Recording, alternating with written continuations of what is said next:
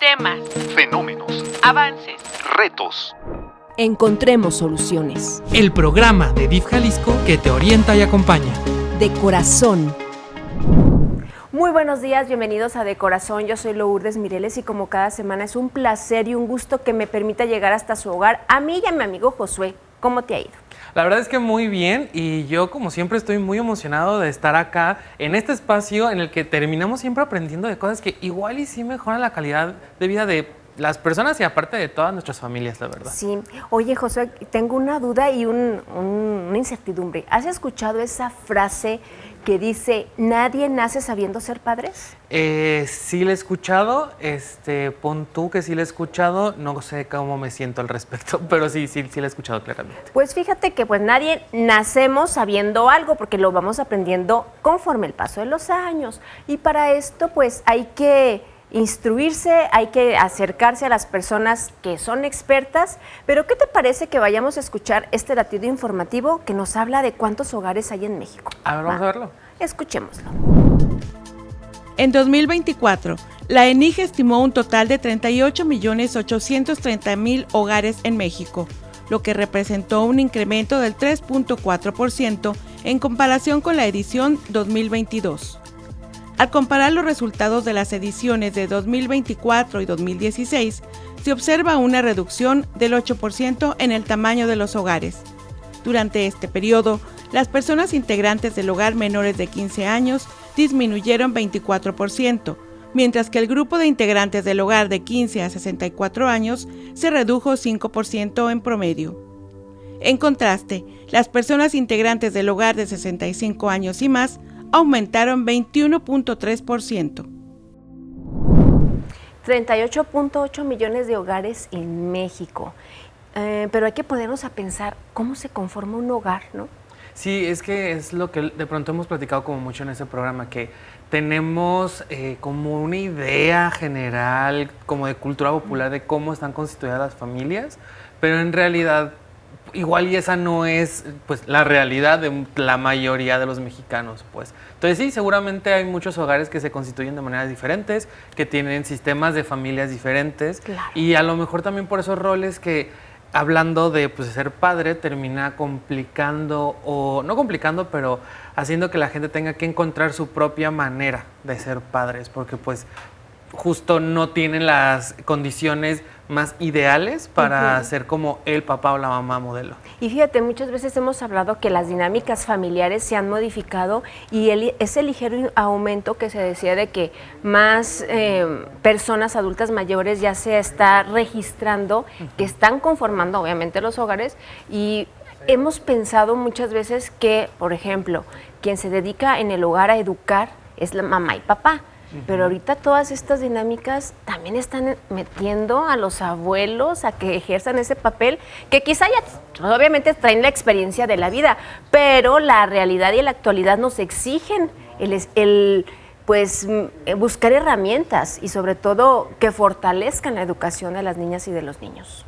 Sí, fíjate que justo creo que esto de estar compartiendo los valores, el estar velando por el bienestar pues de las infancias, porque al final del día son quienes más están desprotegidos y quienes necesitan constantes cuidados y estar al pendiente de ellos, pues ya es una responsabilidad de todo el núcleo familiar. O sea, ya no es una autoridad que marca como la escala de valores y se va hacia abajo, sino que pues ya es un compartir y un cuidarse en comunidad, que a lo mejor es un poquito difícil porque como ya hemos hablado mucho en este programa de este tema, cada vez estamos más individualizados, cada vez la manera en la que estamos viviendo, la manera en la que experimentamos el mundo, nos está exigiendo que cada quien se cuide a sí mismo por separado, y eso a lo mejor va justo en contra de lo que como individuos, sobre todo, pero también como colectivo, necesitamos. Claro. Y pues ya que estamos en esta charla tan amena, José, te voy a hacer la pregunta de la semana.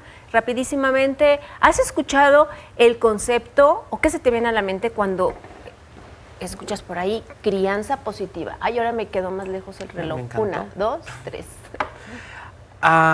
Creo que muy probablemente se refiere, no sé, o sea, yo no soy experto claramente en crianza, pero creo que a lo mejor se refiere a esto de los refuerzos positivos. Cuando estás intentando que alguien adquiera como un comportamiento, pues en lugar de reforzarle cuando lo hace mal, más bien pues, reforzarle cuando lo hace bien. Yo creo que va por ahí.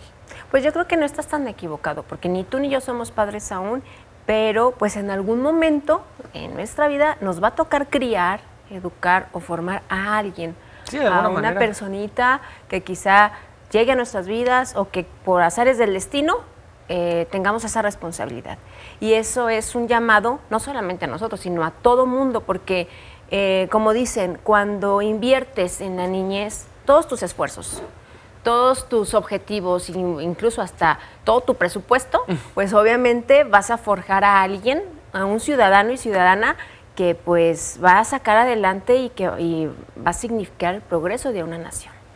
Y como ya hemos platicado mucho, estas cosas son en colectivo, o sea, es lo que decías, bueno, a lo mejor nosotros en este momento no somos padres de familia, pero de alguna manera nos va a tocar entrarle a las labores de cuidado de una infancia, sí o sí. O sea, la verdad es que si te pones a pensar, siempre terminamos como incidiendo en la vida de los otros y qué mejor saber cómo participar en la crianza de niñas y niños. Claro. Que sea como una responsabilidad compartida y de la manera como más positiva y la manera menos como estigmatizante, ni cansada, ni negativa, porque luego pensamos en esto de que la crianza es algo que se sufre. Exacto. Y no sé si necesariamente debe ser así, pues. Y como dicen por ahí, el ejemplo arrastra. Y precisamente, ¿qué te parece si escuchamos a las y los jaliscienses que nos comparten cuáles ellos creen que es la mejor manera de educar a las hijas y a los hijos en el hogar?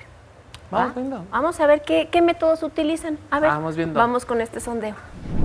Bueno, pues creo que es muy importante generar un vínculo de confianza para ellos, en donde podamos ser abiertos para hablar cualquier tema de la edad en la que ellos se encuentren y que no estén buscando tocar temas, que pueden hacerlo con nosotros mismos y que estén buscando información en fuentes inadecuadas. Pues la comunicación, ¿no? Hablar con ellos. Pues para mí, bueno, yo que soy madre soltera, para mi hija sí habría hecho mucha comunicación con ella y la verdad pues me ha funcionado. Que es poder compartir la palabra con nuestros niños desde muy chiquitos. De repente pensamos que la lectura es algo de la escuela y no, es algo que nos permite entendernos con la gente que nos rodea y principalmente con nuestros padres, que de repente es donde solemos tener peores experiencias de comunicación, ¿no? Entonces la lectura nos permite no solamente adentrarnos a otros mundos, sino también a enseñarnos a compartir la palabra de una manera respetuosa, atenta. Bueno, definitivamente la formación del carácter, que es uno de los ejes principales que está promoviendo nuestra Secretaría de Educación, y creemos que el cambio del mundo siempre estará en el hogar, en las casas y en los corazones de los niños. Pues primeramente los padres de familia, el acercamiento, los padres deben de educar a sus hijos con la confianza, hablándoles, platicándoles sobre sus problemas que sienten, acercarse a ellos más que nada. Pues ya regresamos y qué interesante saber lo que hacen las madres y los padres de familia para criar de manera adecuada a sus hijas e hijos, pero pues para que podamos abundar más sobre este tema y todos los métodos que existen, pues le quiero presentar a usted en casita a Nelly Ordaz. ¿Cómo estás? Hola, ¿qué tal? Muy bien, gracias. Bueno, pues déjenme presumirles, ella es psicóloga y aparte es la encargada del programa de crianza positiva en el sistema DIF Jalisco. Y dices, como que, a ver, crianza positiva, pues, ¿a qué se refiere? Ya nosotros más o menos platicamos, pero quiero que nos comentes, Nelly, prácticamente cómo llegaste a ejercer esta responsabilidad. Ok. Bueno, este programa de crianza positiva se llevaba a cabo anteriormente con el nombre de Escuela Padres. Y obviamente se considera que es precisamente una base, un eje a nivel de prevención.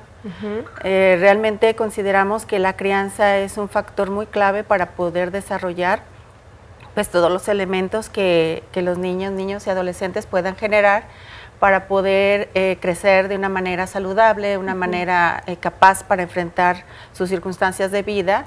Y yo obviamente pertenezco a la Dirección de Prevención, junto con mi compañera Ana Luisa Baltasar, coordinamos el programa de crianza positiva.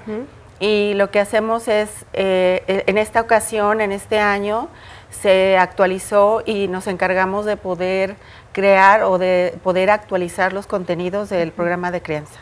Ok. Estábamos platicando Josué y yo, pues nuestras ideas de qué es lo que es una crianza positiva, que vamos a estar dialogando aquí, pero me llamó mucho la atención uno de los conceptos que Josué siempre menciona, que es el bienestar colectivo, ¿no? Justo. Y es que, bueno, ahorita ya podremos tener ahorita una oportunidad, volviendo al corte, porque ya casi nos tenemos que ir a un corte rapidísimo, no le cambie, pero justo creo que las personas cuando escuchan lo que acabas de decir, que antes se llamaba Escuela para Padres o esto de talleres de crianza positiva, suena como que voy a ir a que me regañen por no saber criar a mi hijo.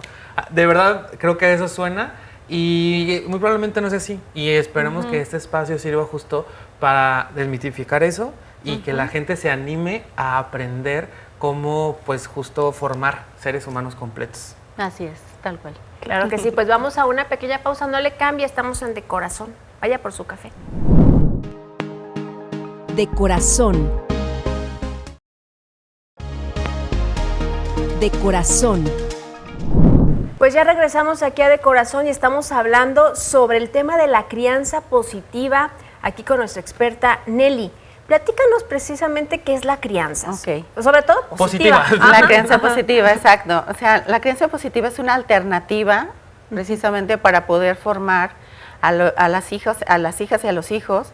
Y esta crianza, esta alternativa, este camino es basado en desarrollar habilidades para la vida, en poder generar una apertura de comunicación con los hijos y las hijas, y también poder tener, un vínculo. Crear un vínculo positivo, un vínculo seguro, un vínculo fuerte, para que ellos mismos puedan crecer seguros de sí mismos, confiados, y poderse plantear un proyecto de vida saludable. Y hay como, bueno, es que luego siento que, sobre todo como en redes sociales, ya hay como mucho creador de contenido, sobre todo mamás, que les dicen cómo deberías estar criando a tu hijo y así, y suena un poquito impositivo, y justo hay gente que dice que es que no hay una sola manera de hacer esto. Ustedes que dan un taller y claramente tienen que dar un método, ¿existe solo una manera entonces o existen varios métodos o cómo funciona la crianza positiva? Sí, bueno, la crianza obviamente nos basamos en crear una alternativa diferente a lo que eran las crianzas antiguas o tradicionales. Las crianzas antiguas o tradicionales estaban basadas mucho en el control, en lo que era la imposición, el sometimiento, en obedecer, en poder crear que los hijos simplemente hicieran lo que los papás decían. Entre más antiguas las generaciones era lo que más se promovía. Ahora lo que pretendemos a través de la crianza positiva sobre todo es resaltar el valor como persona de los hijos y de las hijas, y que ellos puedan por sí mismos y con conciencia entender sus acciones, sus decisiones. Y pues obviamente esta propuesta implica que las mamás y los papás tengan un poquito más conciencia de sí mismos, o más conciencia definitivamente de sí mismos. Claro, existe, o sea, ¿es un solo método o existen diferentes estilos de este tipo de crianza? Bueno, habitualmente se habla de que tenemos estilos de crianza en general. ¿Sí? La crianza, por ejemplo, puede ser autoritaria, ese es un estilo de crianza, en el cual hay demasiadas reglas, hay poco afecto. Esto genera una baja autoestima, también genera que pues, no se escucha mucho al hijo, a la hija. La segunda alternativa de estilo de crianza es la permisiva, en la cual puede haber mucho afecto, puede haber mucha voz de parte de las hijas y de los hijos, pero no hay reglas claras ni consistentes, hay poca presencia de los padres y de las madres. El tercer tipo de crianza es el negligente, que ahí los papás están distantes, no ejercen su rol ni su función de manera responsable ni presente, y lo que generan es mucha confusión y ausencia de vínculos. Ahí obviamente no hay un desarrollo de la personalidad ni una seguridad en sí mismo de las hijas y de los hijos. Y el último, que es el democrático, que es muy similar ese estilo de crianza a lo que nosotros estamos proponiendo, en el cual pues tanto mamá como papá y los hijos, las hijas y los hijos, puedan ser vistos como personas que pueden expresarse y que pueden llegar a acuerdos y a un desarrollo saludable y personal. Y simplemente el concepto democrático pues ya nos abre un sinfín de posibilidades para establecer acuerdos, estar en constante comunicación y retroalimentación, que es lo importante. Fíjate que siempre me ha inquietado esa frase de que pues para el muchachito y la muchachita se educa con una nalgada, ¿no? O sea, a veces hay como esa disyuntiva de decir, ¿es correcto, no es correcto, es necesario, cuándo lo es? Porque dicen, es que las sentaderas para eso se hicieron y nada más ahí. Esto es una creencia que se ha acuñado con los años. ¿Es correcto? Pues definitivamente que no. Nosotros en generaciones pasadas, como lo mencionaba hace un momento, se normalizaban muchas actitudes, muchas formas violentas, y al normalizar generaba que se invisibilizara. Al invisibilizarse, pues llegó un momento en que se volvía un estilo de vida, definitivamente. Y esto de la nalgada, pues realmente era como una estrategia, que si se le puede llamar estrategia, que más bien era una reacción impulsiva, pero no que pretendía una formación. Claro. De repente traemos más de formación que formación a través de los estilos de crianza de los cuales provenimos. Claro que sí, pero ¿qué les parece entonces si vamos a preguntarle a las personas que ya asisten a este taller si es realmente que han modificado su manera de ver las cosas, ver su realidad y lo que han aprendido? ¿Les late? Okay. Muy bien. Vamos con esta pequeña cápsula y regresamos. Sí, recuerdo muy bien que mi bebé, yo estaba pasando por una situación emocional y entonces yo no la podía contener y yo me puse a llorar con ella. Yo me metí a redes sociales para buscar ayuda porque yo tengo mis hijos en resguardo. Estoy buscando, en primera, pues, recuperar a mis hijos, ser una mejor madre y darle todo a mis hijos. Y yo sé que aquí lo voy a lograr. Pues mi hija se juntó con una pareja que el muchacho no la quería. Entonces yo no me había dado cuenta que él no la quería. Hasta a largo tiempo, que pasaron 2 meses, la niña se empezó a quejar, que no quería irse y regresar a vivir con su mamá. La niña no está bien donde está. Entonces, nomás yo, ahorita que yo sepa, yo nomás puedo luchar por ella. Por un proceso que tuve de una demanda, me mandaron aquí, a este lugar, para tomar este curso. Sí, es como ver esos patrones donde tienes que cambiar, donde no son los correctos. Entonces, esos son el darte cuenta del tipo de familia fue lo más impactante de decir, no manches, me estoy convirtiendo en lo que no quería. Esa parte de cómo yo voy a reaccionar puede ser que la lastime para el resto de su vida. Entonces espero que con estas herramientas, sí, ya con la autoanalización de qué puede pasar, pues tener como esa contención y ese acompañamiento con mi hija. En primera nos enseñan a comprender a nuestros hijos, a comprendernos nosotros mismos, porque también se trata de nosotros. O sea, también nos han enseñado a que también nuestra opinión vale, que los amo, que los amo y que estoy ansiosa por verlos, ansiosa porque ellos vean el cambio en mí, el cambio en su familia, porque es una nueva familia que van a tener ellos. Mi nieta tiene 3 años, ahorita ya no sabe, ella nomás quiere venir conmigo. O sea, yo quiero una vida para ella, eso, que no hay groserías, no hay frustración, no hay gritos, no hay, pues, tener paciencia y paso a paso a cómo estar con ella, cómo atenderla, cómo estar con ella en sus etapas de ella, cómo atenderla, no gritarle. La confianza es bien difícil ganarla y perderla con una sola acción, la pierdes. Entonces, me ha gustado mucho este tema que tocaron y la verdad me parece algo que me está llenando mucho en esto, porque sé que voy a volver a ganar la confianza de mi niña, estoy seguro. Deberá ser obligatorio para todas las personas que quieran formar una familia el hecho de decir, de verdad, ¿tienes esa capacidad para tener esa responsabilidad? Pienso también igual que se hiciera como una ley, que todos recibiéramos esto, porque quizás Muchas veces si uno hubiera recibido este curso antes, a lo mejor no hubiera pasado lo que pasó. Porque yo soy muy desesperada, muy ansiosa. Los nervios se me han estado quitando con estos cursos.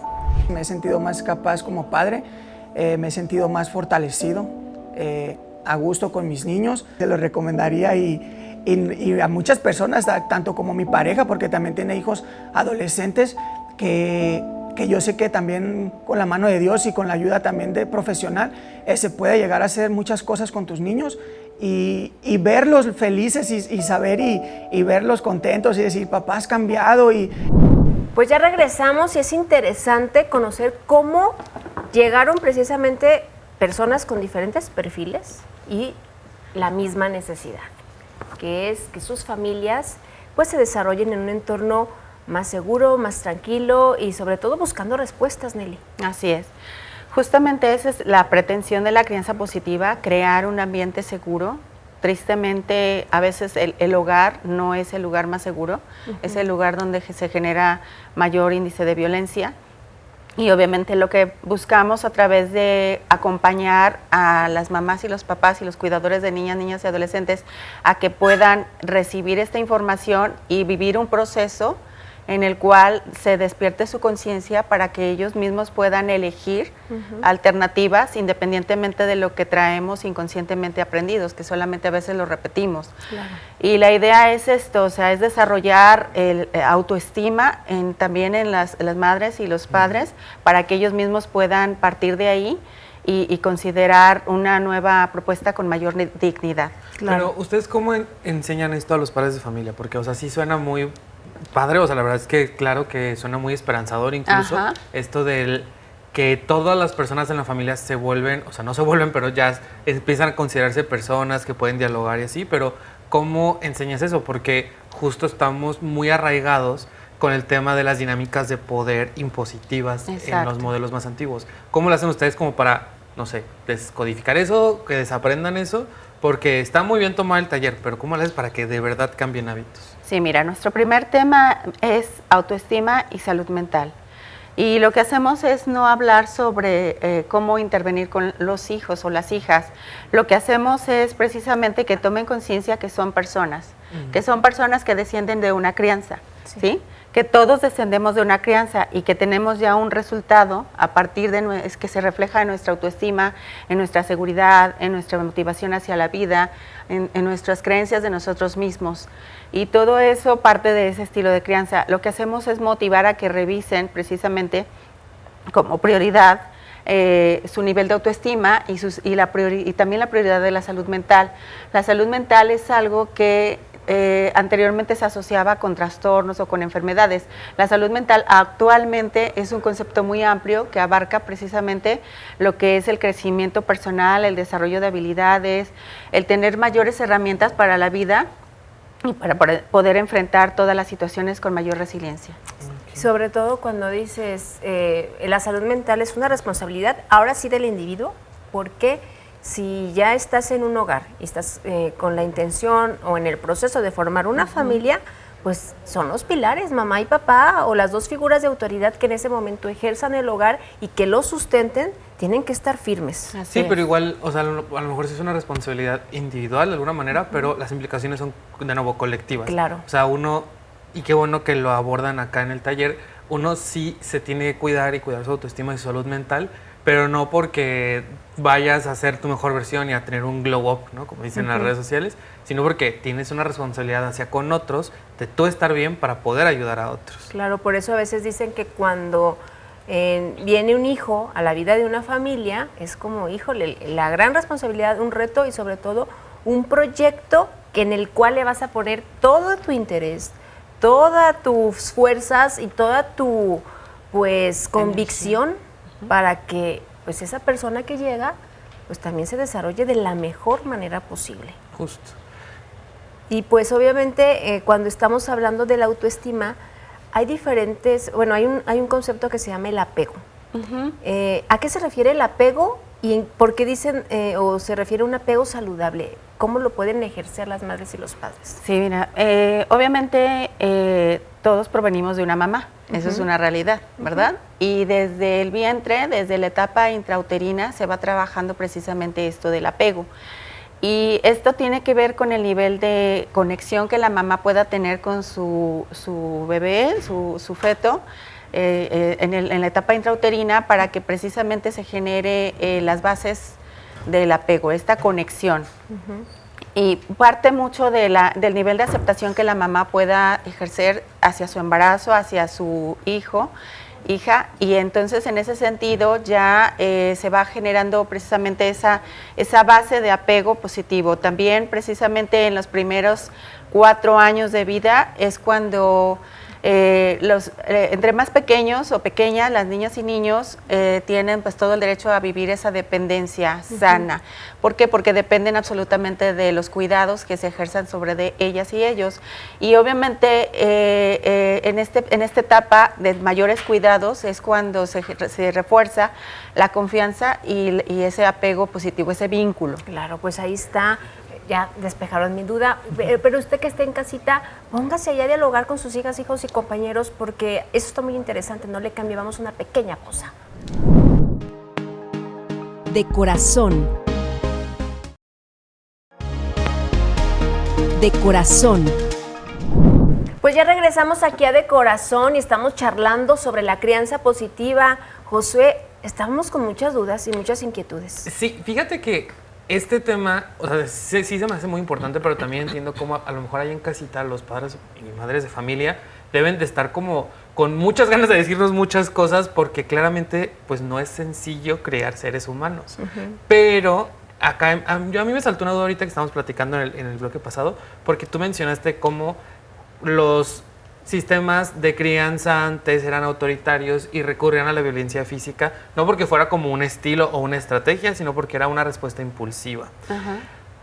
Yo sí entiendo cómo a muchas veces los padres de familia reaccionan así, porque pues están reaccionando totalmente desde lo visceral, y viene muy probablemente no porque el niño o la niña se esté ganando que lo agredan, pues porque nadie se merece que lo agredan, pero probablemente este padre o madre de familia ya trae una carga emocional que lo llevó al límite y que lo llevó a cometer cosas impulsivas por encima incluso de lo que estoy muy seguro que lo que quieren y aman y adoran a sus hijos. Claro. Entonces, eso imagínate antes, ¿no? Pero ahora vivimos en una sociedad súper estresante, con ciudades súper estresantes, con vidas, con todo sobreestimulado y todos bombardeados de un montón de cosas todo el tiempo. ¿Cómo lo hace un padre y madre de familia para lidiar con ese estrés, para poder proteger a su hijo de que no permita el estrés que siente hacia su método de crianza? Así es. Pues mira, es muy importante tomar conciencia de este estrés que nos rodea. Yo de repente les comparto la información que tenemos: prisa, pendientes, problemas.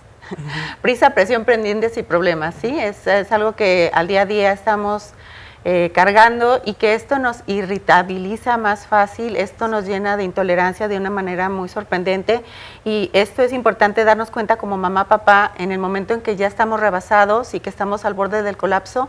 Es importante como frenar y poder aislarnos un ratito, no vaciar eso en las hijas y los hijos, sino tratar de buscar estrategias de encontrar nuestra propia calma. ¿Sí? La calma es algo súper importante que cada madre o padre como persona encuentre como sus 5 minutos de respiración, de contacto consigo mismo, de hacer algo que le guste, para que desde ahí pueda abordar las situaciones cotidianas y sobre todo las situaciones emergentes o las cuestiones de conflicto, ¿sí? Es importante que una mamá, papá se aprenda a autorregular, a poder incorporar la respiración y la voluntad como algo cotidiano y del día a día. Y por ejemplo, ahorita que tocas ese tema, ¿cuáles serían como algunos tips o consejos, métodos, prácticas sencillas cuando dicen que ya los papás están colmándose la paciencia o se les está llenando el buche de piedritas? ¿Cómo ellos pueden en el momento, pues de alguna manera caótico, cuando no sé, ya pues todas esas 4 P's que nos mencionaste que los están cargando día con día, hay una situación a la que tienen que resolver, ¿qué sería como lo que tienen que hacer? ¿Qué les dices tú a las parejas o a los padres que asisten? Sí, fíjate que es muy importante decirles que existe la voluntad, o sea, la voluntad de aprender. Y esa voluntad de aprender es trabajarla, es practicarla día a día, es también observarse a sí mismos. De repente ya nos damos cuenta hasta que hubo alguna consecuencia y más vale de repente antes de pasárnosla a pedir, de estarle pidiendo perdón a nuestros hijos porque la regamos o porque dijimos algo que realmente no queríamos decir, estarnos observando y saber cómo andamos, el poder dedicarnos tiempo a estar con nosotros mismos como mamás, papás, eso nos garantiza que podamos autorregularnos y poder trabajar en nosotros una alternativa de comunicación más clara, más de escucha, ¿sí? Y eso favorece que puedan comunicarse y relacionarse de una manera constructiva con sus hijas e hijos y que puedan elegir nuevamente cada vez que consideren que no fue suficiente el poder plantear una alternativa de comunicación un poquito más emocional, empática, y pues con mayor conexión consigo mismos y con sus hijos. Y obviamente no es esperarte a que esté en la situación, en el problema. ¿Cómo se fomenta esta comunicación en el día a día, por ejemplo? Pues yo pienso que es importante, por ejemplo, buscar espacios de convivencia. Todos tenemos recuerdos de nuestra infancia y cuando tenemos la conciencia de buscar qué tipo de recuerdos estoy favoreciendo a mis hijas e hijos, entonces desde ahí podemos partir el crear alternativas, el simplemente en la comida o el poder caminar un rato juntos o juntas, el poder simplemente preguntarnos cómo estamos, pero no como el hábito de saludos, sino realmente sentarnos a observar qué sucede. Entre más conexión, más intuición y más podemos saber, más allá de las palabras, qué está sucediendo con nuestras hijas y con nuestros hijos. Es muy importante ese tipo de convivencia, cercanía, contacto, y para que surja la confianza y la apertura por parte de nuestras hijas e hijos a platicar. Oye, Lili, pero, o sea, esto suena muy padre, pero de nuevo, ¿cuánto tiempo toma a los padres pasar por todo este taller que ustedes dan? O sea, y es que sí me interesa, por ejemplo, ¿también incluyen a los hijos? ¿Van solo los papás? ¿Cómo es este espacio? Sí, no, solamente van mamás, papás y tenemos un proceso. Este proceso se estudió, se estructuró así precisamente como paso a paso, en el cual partimos de la mamá de los papás para que se pueda trabajar su autoestima y su capacidad para elegir, se den cuenta del tipo de crianza que provienen, puedan elegir repetir o aprender un nuevo estilo, el que puedan desarrollar esta habilidad de expresarse. Si ellos lo desarrollan en ellos, también pueden hacerlo con sus hijas e hijos, el que puedan también dedicarse a trabajar la autoobservación. La observación consciente es algo muy importante porque nos ayuda precisamente a conocernos. Del autoconocimiento surge la autoestima, no existe otra forma. Y si nos empezamos a conocer, a darnos cuenta con apertura sin juzgarnos, empezamos a desarrollarnos un poquito más, de forma más integrativa y poder lograr que como mamá, papá también seamos personas. Es lo que pretendemos, que ellos mismos y ellas mismas puedan desarrollarse de una forma consciente y elegir constantemente, observando los resultados, sabiendo qué es lo que quieren lograr y qué es lo que no quieren lograr. Y sobre todo, ahorita que comenta Josué y preguntas, ha sido muy, complicado el hecho, como el quitarles la venda de los ojos, por así lo podemos mencionar, o cuál ha sido la situación más recurrente que las madres y los padres te preguntan con insistencia, o sea, ¿cuál es esa cuestión que les impide modificar? ¿Hay Sí. alguna en particular? De repente, cuando tomamos conciencia de algo, como mamás, papás, nos llega la culpa. Y empezamos a sentirnos, a querer pedir disculpas, o nos vamos al extremo, a querer complacer o compensar, comprarles cosas, etcétera. Y es muy importante concientizar a las mamás y los papás que pues todos cometemos errores. Vuelvo al punto, si ellos lo hacen con ellos mismos, van a tener esa flexibilidad, comprensión y empatía con sus hijas e hijos, y desde ahí ya la corrección y la corrección de errores puede generarse de manera diferente, con mayor comunicación y afecto sobre todo. ¿Sí? Perdón por interrumpir, acá dentro de este taller y dentro de este espacio, sí nos hemos encontrado, siento yo, que cuando luego salimos a la calle y preguntamos en los sondeos o en todo este tipo de ejercicios en los que hablamos con las personas, nos hemos encontrado como cierto miedo o pena de las personas al acercarse, sobre todo porque creen que a lo mejor es que yo no tengo la preparación para estar ahí, no les voy a entender, o a lo mejor sienten que es que eso no es para mí porque yo tengo otro tipo de costumbres, y entonces como que se segmentan, y ya lo hemos platicado con otros invitados, que la misma gente se excluye. O sea, dicen, ¿sabes qué? Es que a lo mejor este espacio va a estar muy complicado, no es para mí. Claro. Sí nos ha pasado, o sea, sobre todo creo que en el tema socioeconómico, como que hay muchas personas justo que piensan que es que a lo mejor van a hablar de cosas que yo no les voy a entender, entonces como no me quiero sentir mal porque no les voy a entender, porque a lo mejor no tengo una escolaridad que me gustaría tener, a lo mejor no tengo una preparación que debería de tener para esto. Y eso sí igual es preocupante, porque entonces no tienen esa preparación y también se están excluyendo de prepararse para ser padres. ¿Qué tienes, le tienes algo que decir para esas personas? ¿Cuál es el perfil de gente que va a este taller? Sí, está dirigido a cualquier mamá, papá y cuidador de niñas, niños o adolescentes.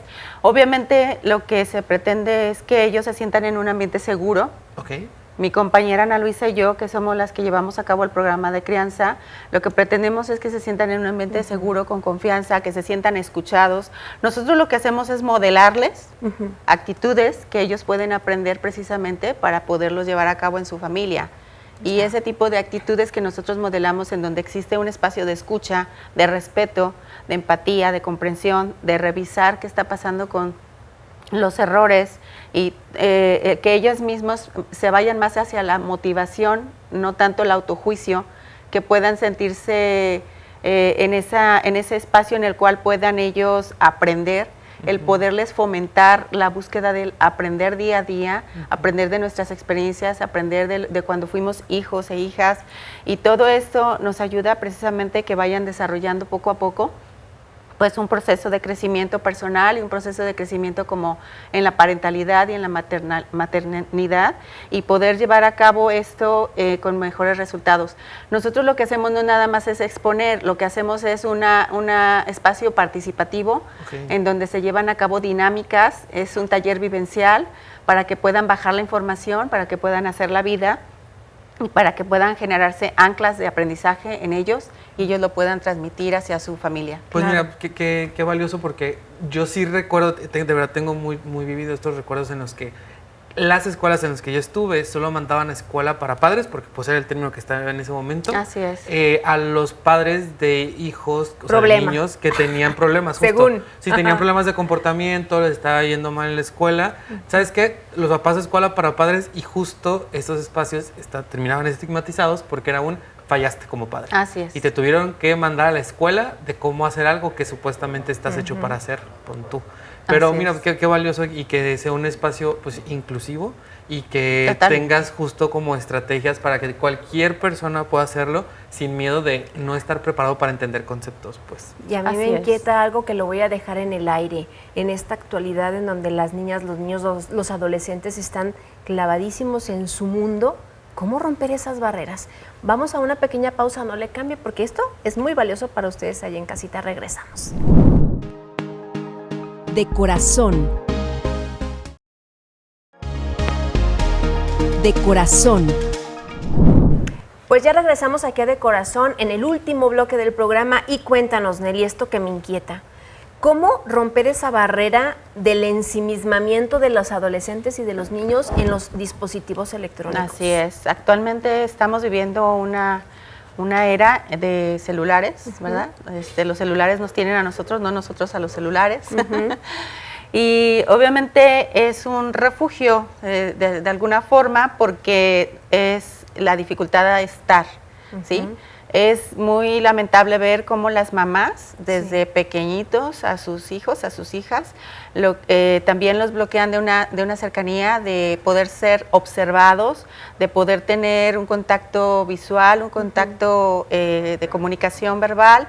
¿Por qué? Porque las mamás también están en el celular, Claro. ¿sí? Es algo hasta por imitación. Intenso.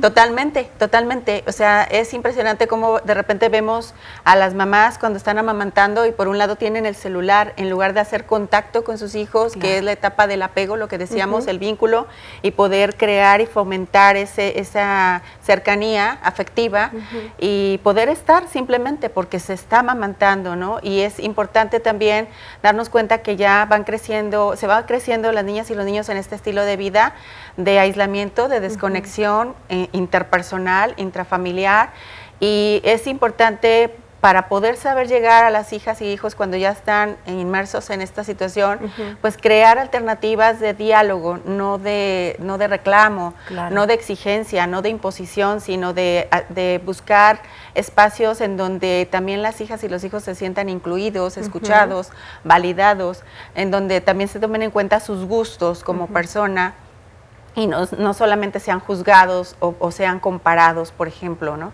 Entonces, es muy importante el que la mamá, papá tenga la paciencia y pueda crear de diferentes maneras el abordaje con sus hijas e hijos y poderlos motivar. Nadie se siente motivado a platicar cuando es juzgado, cuando es burlado, cuando no es escuchado, respetado en sus gustos y en su forma de ser o en sus sentimientos.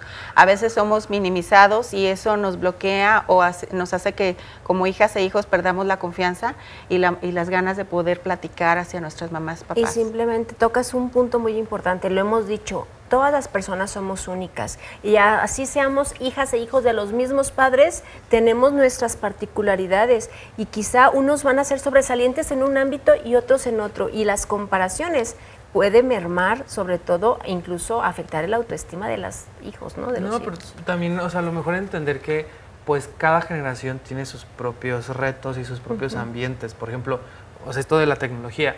No podemos estar peleados con la tecnología. Igual también los niños adquieren ciertas habilidades por estar expuestos a aparatos, plataformas y todo este tipo de ambiente pues digital. Igual también adquieren habilidades y tampoco demonizarlos está bien, pero justo no pueden ser una barrera para la integración.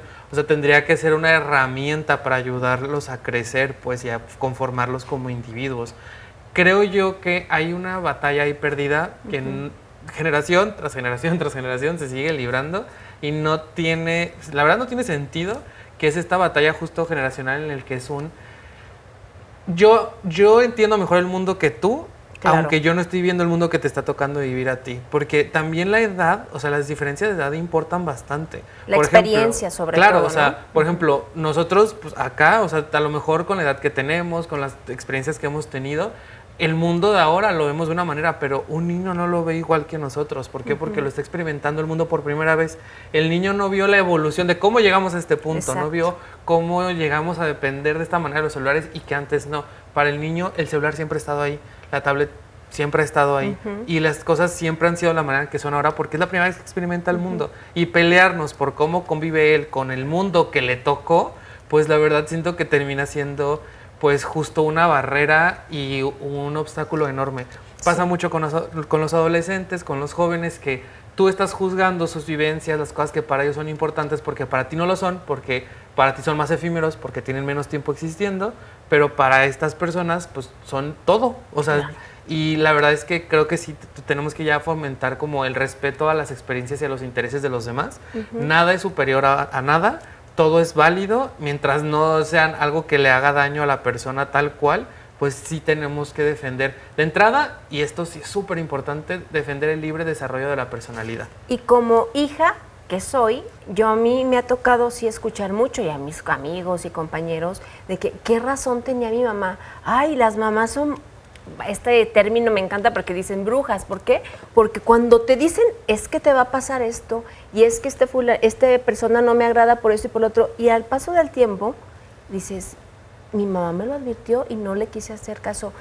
¿Cómo se maneja la figura de autoridad? Porque hablábamos del método autoritario para criar, pero ¿cómo aceptar esa figura de autoridad desde los padres hacia los hijos? ¿Cómo ejercerla? Y cómo los hijos la pueden aceptar de la mejor manera.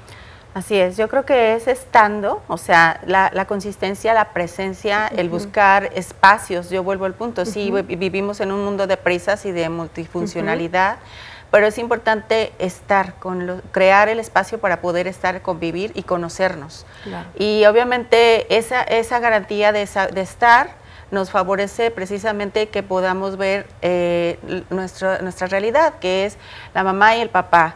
Si el papá está ausente o la mamá está ausente, obviamente no va a figurar tampoco como autoridad.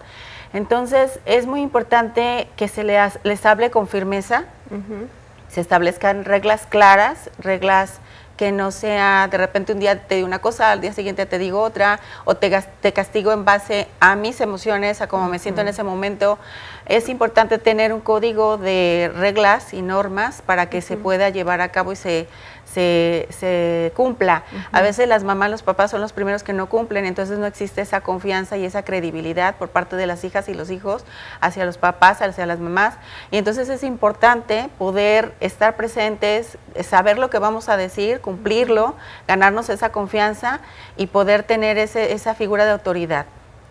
Poder crear un espacio en donde nosotros, nuestra guía, nuestro ejemplo, sea invitante hacia las hijas e hijos, y que nosotras mismas y nosotros mismos podamos tener el creernos autoridad, pero no autoridad impositiva, sino una autoridad formativa, una autoridad de guía, ¿sí? Una autoridad de acompañamiento, una autoridad en la cual estoy ayudándote a que veas por ti misma o mismo las consecuencias de tus decisiones, que puedas aprender a elegir y que puedas pensar en lo que quieres vivir y en lo que no quieres vivir, en el resultado de lo que se va presentando. Y es que al final del día sí es muy necesario que desde niños aprendan a recurrir a sus papás para este tipo de situaciones, porque lo vemos mucho en los jóvenes.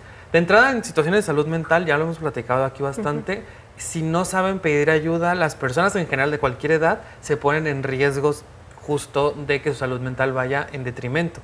Pero además los jóvenes siempre se terminan metiendo, o sea, desde la adolescencia, de la niñez, se terminan metiendo en muchos problemas porque no saben cómo enfrentar algún problema o comunicarlo. Y no se sienten con la confianza de comunicarlo, no se sienten con la confianza de pedir ayuda y terminan metidos todavía en problemas mucho mayores porque no supieron cómo afrontarlo.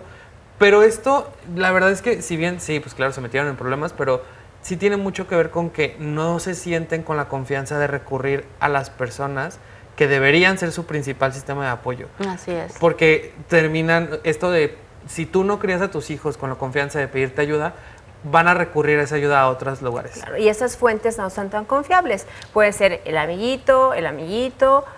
amiguita, perdón, o incluso pues en el internet, donde sí hay fuentes fidedignas, pero también hay muchos falsos sitios y noticias falsas que te van a poner en riesgo. A mi generación le pasó, yo iba en secundaria cuando se popularizó el tema de estos sitios web donde normalizaban los trastornos alimenticios. ¿Por qué? Porque pues a mi generación ya le empezó a pasar que estábamos muy sobreexpuestos a la vida personal de famosos 24/7, mucho reality, mucho reality que lo seguía en su día a día, y entonces se volvió aspiracional, y entonces la cuestión de la imagen se volvió un tema y la cuestión de los trastornos alimenticios se volvió un tema, pero era algo que sucedía porque los jóvenes no tenían un sistema de apoyo para decir, oye, ¿sabes qué? Me están haciendo sentir incómodo o inseguro con mi cuerpo, y de ahí se aprovechó toda una industria. Y hubo un montón de foros donde menores de edad se aconsejaban sobre cómo tener trastornos alimenticios exitosos. Claro, y para evitar llegar a estos momentos, Nelly, ¿qué les quieres decir a las familias que nos están viendo y escuchando?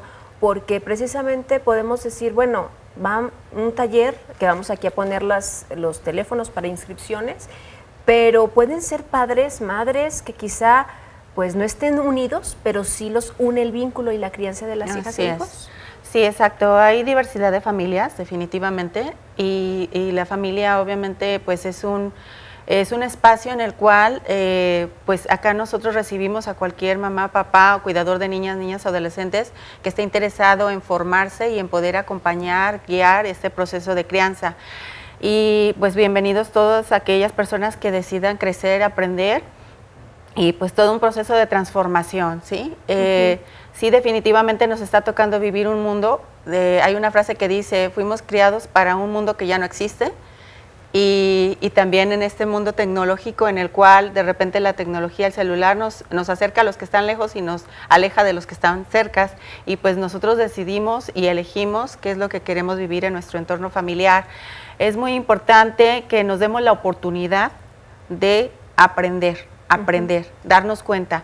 Una persona con conciencia es una persona que se da cuenta, es una persona que se conoce, es una persona que puede elegir y es una persona que por convicción elige desarrollarse a sí misma, y esto es lo que pretendemos a nivel de madres y padres, para que ellos puedan eso mismo transmitírselos a sus hijas e hijos y conocerlos en las diferentes etapas, porque también nosotros recibimos padres, madres que puedan tener hijos en cualquier etapa, desde que están pensando embarazarse, bueno, que ya están en el embarazo, exactamente, que sería lo indicado. Obviamente, entre más información tengamos previa, podemos configurar un estilo de vida mucho más constructivo, mucho más saludable.